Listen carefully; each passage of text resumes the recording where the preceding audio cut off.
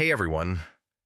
In this quick guide, I'll walk you through how to integrate ClickUp with Gmail so you can create tasks straight from your inbox and keep everything organized. It's pretty simple, and yeah, I'll take you through the setup step by step.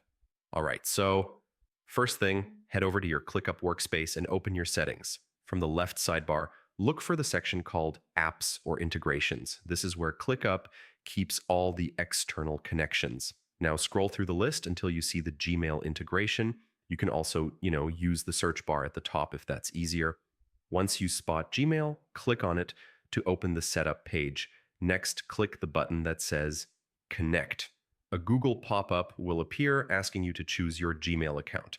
Just pick the account you want to link with ClickUp, then allow the permissions. It only takes a moment. After connecting, ClickUp will suggest installing the Chrome extension so you can create tasks straight from Gmail. If you haven't installed it already, hit Add to Chrome, then confirm it.